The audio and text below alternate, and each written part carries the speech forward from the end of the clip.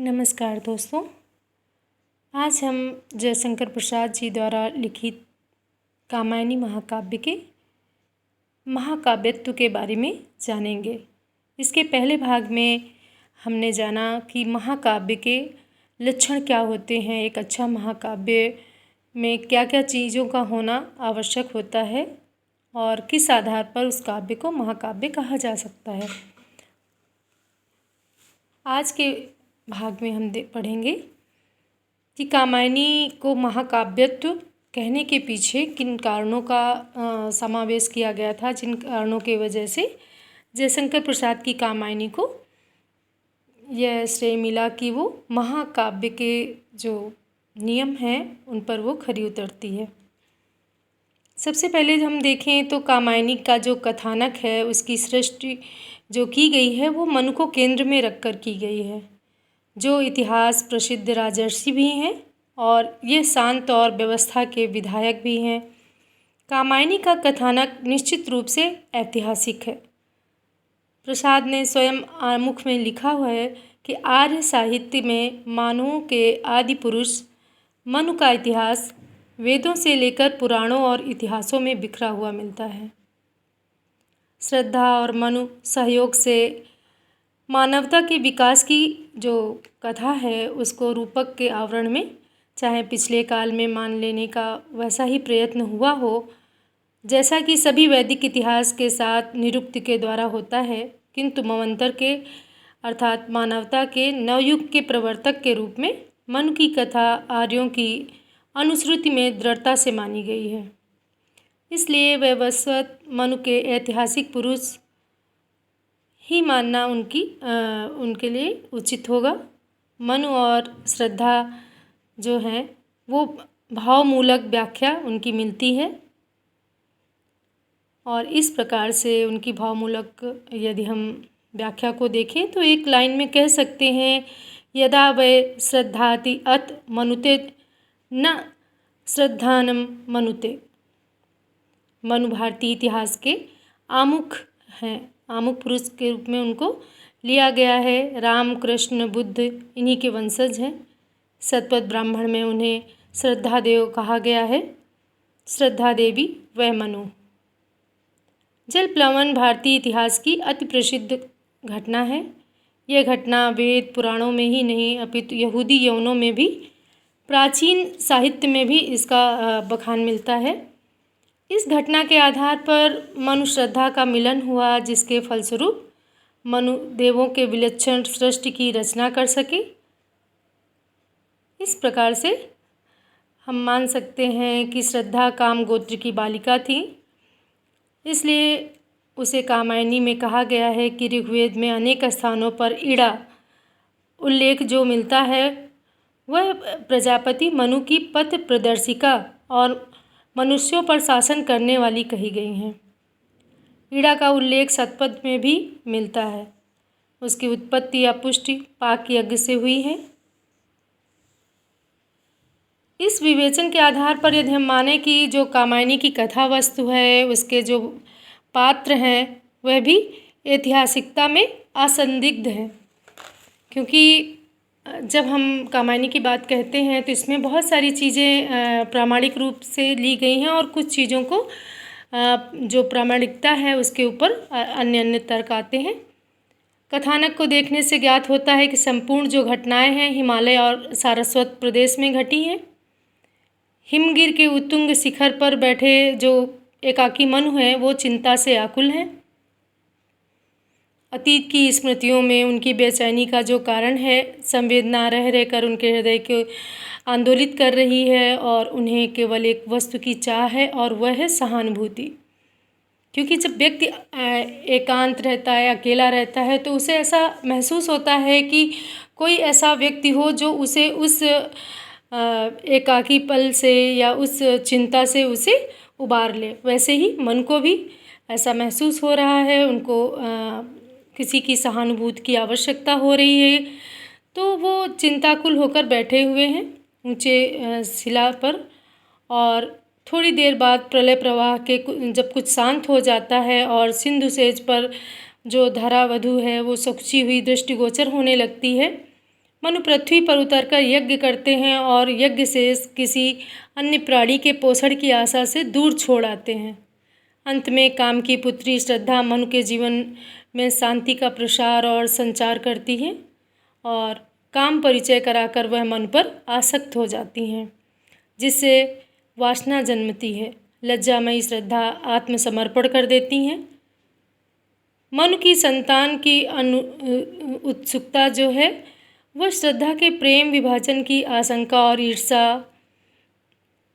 ईर्षावश जो श्रद्धा को छोड़कर मनु सारस्वत नगर वासनी इड़ा के साथ बंध जाते हैं। ऐसा भी इस महाकाव्य में देखने को मिला है और वहाँ पर वो वहाँ का शासक बनकर इड़ा के साथ रहना चाहते हैं, जिसके परिणाम स्वरूप उन्हें देवों से संघर्ष करना पड़ता है। श्रद्धा ये सारा दृश्य स्वप्न में देखती है और अपने पुत्र मानव के साथ वह मनु की खोज में घायल अवस्था में मनु के पास जाती है और उन्हें देखकर क्षुब्ध हो जाती है। मनु श्रद्धा को देखकर निर्वेद से उठकर भागते हैं और श्रद्धा मानव को इड़ा के पास छोड़कर मनु का पीछा करती है। अंत में मनु को पाकर वह उन्हें शिव का दर्शन कराती है और श्रद्धा मानव के इड़ा के पास छोड़कर जब उनके पीछे आती है तो उन्हें जब दर्शन होने के बाद में जो रहस्य समझ में आता है और उससे उनको आनंद की प्राप्ति होती है और इसी बीच इड़ा भी मानव को लेकर वहाँ पहुँच जाती है। तो ये कथा का आधार मनोवैज्ञानिक कहा गया है और इसमें मानस का सूक्ष्म विश्लेषण भी मिलता है। नंद दुलारे बाजपेयी जी ने भी लिखा है कि मानस का ऐसा वास्तविक विश्लेषण और काव्यमय निरूपण शायद शताब्दियों बाद हुआ है। मनु मन के प्रतीक हैं, श्रद्धा हृदयगत भावों का प्रतीक है और इड़ा जो व्यवसात्मिका बुद्धि है उसका प्रतीक है। कामायनी की जो कथा है वो प्रतीकात्मक रूप में ली गई है। प्रसाद ने महाकाव्य का नामकरण कामायनी श्रद्धा के नाम पर किया और सर्गों का जो नामकरण है हृदय की भावनाओं के आधार पर किया गया है। सर्गों की संख्या इसमें 15 है और जो ना अधिक छोटे हैं ना बड़े हैं, कम से कम एक महाकाव्य में 15 सर्ग होने आवश्यक हैं, तो उस आधार पर भी ये अपने महाकाव्यत्व को परिचित कराता है। इस प्रकार से हम देखें कि जो कामायनी है वो भारतीय काव्य शास्त्रीय परंपरा से हटकर लिखा गया महाकाव्य है। इसमें पाश्चात्य महाकाव्यों की विशेषता का समन्वय किया गया है और इस दृष्टि से इसमें जो पूर्ण रूपेण रस का परिपाक व दृष्टिगोचर नहीं होता है। यदि रस ढूंढना भी है तो कामायनी का अंगी रस महा आनंद और श्रृंगार, वीर, शांत और करुण आदि इसके अंग हैं, उसमें देखा जा सकता है, क्योंकि रस वास्तविक अर्थात आनंद की प्राप्ति ही होता है जो इन चीज़ों के समाहित होने से, जैसे महाआनंद, श्रृंगार, वीर, शांत और करुण, उसकी प्राप्ति हो जाती है। वीर रस संभूत जो गरिमा रामायण में है वह कामायनी में नहीं देखने को मिलती, ऐसा आचार्य नंद दुलारे बाजपेयी जी ने कहा है। डॉक्टर प्रेम शंकर ने कहा है कि आनंद और सुख का प्रतिपादन करते हुए भी काव्य छोटी सी सीमा में कार्य करता है।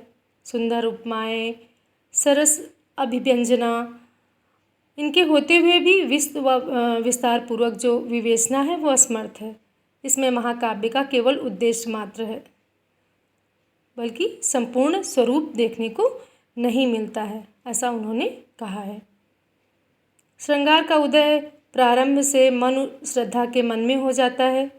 उन दोनों के जीवन में यौवन की सहज मधुमय बसंत से काम के आगमन से श्रृंगार का पदार्पण होता है। काम लुक छिपकर रजनी के अंतिम क्षणों में संपूर्ण रहस्य को जब खोल कर रख देता है, तब श्रद्धा में अनेक भावों के लिए लज्जा, पुलक, रोमांच, विप्रक्षेप व उल्लास के साथ श्रृंगारमयी वह बन जाती हैं। एक उदाहरण हम देख सकते हैं। वो जो उदाहरण है वो इस प्रकार से है। झुक चली सबरीड वह सुकुमारिता के भार, लद गई पाकर पुरुष का मर्ममय उपचार, स्पर्श करने लगी लज्जा ललित कपोल, खिला पुलक कदम्ब शाखा भरा गदगद बोल। इसमें श्रृंगार के सभी जो भाव अनुभाव संचारी एवं व्यभिचारी संयोग हैं वो देखे जा सकते हैं इस पद के माध्यम से। जब मानव श्रद्धा के पेट में रहते हैं, गर्भ में रहते हैं, तो जो गर्भिणी श्रद्धा है वो उनका जो आकर्षण है उसमें आकर्षण का अभाव हो जाता है, मन को व्याकुल बना देता है। क्योंकि यहाँ पर ये दिखाया गया है कि आकर्षण के द्वारा ही आकर्षित होकर मनु श्रद्धा की तरफ आकर्षित हुए थे, और जब चूँकि श्रद्धा जो है गर्भ से है उस समय उनके चेहरे का जो आकर्षण है वो विलुप्त हो गया है। तो वो जब आकर्षणहीन हो जाती हैं तो वो उससे मनु व्याकुल हो जाते हैं और उनसे नाता तोड़कर वो इड़ा के पास चले जाते हैं। यहीं से विप्रलम्ब श्रृंगार का श्री गणेश होता है, और यही श्रद्धा के व्यक्तित्व में वात्सल्य भी दिखाई पड़ता है। विप्रलम्ब में श्रद्धा शंका, औत्सुक्य, स्मृति, चिंता आदि से व्यथित दिखाई पड़ती हैं। श्रृंगार रस का यदि देखा जाए कि सौंदर्य दर्शन जो है वह हम एक काव्य के चंद पंक्तियों के माध्यम से देख सकते हैं, जिसमें श्रद्धा के सौंदर्य से मनु में श्रृंगार का उद्रेक होना स्वाभाविक था। तो वह इस प्रकार से है। घिर रहे थे घुंघराले बाल, अंश अवलंबित मुख के पास, नील घन शावक से सुकुमार, सुधा भरने को विध के पास। तो कामायनी के श्रृंगार में जो ऊहात्मक पद्धति है, तो वह जो पद्धति है वह उसमें विरह के रस दशाओं का यथावत वर्णन है। ऐसा ना होते हुए भी कामायनी का जो विरह वर्णन है अपनी शैली से एक अनोखा चित्रण ही दिखाई पड़ता है।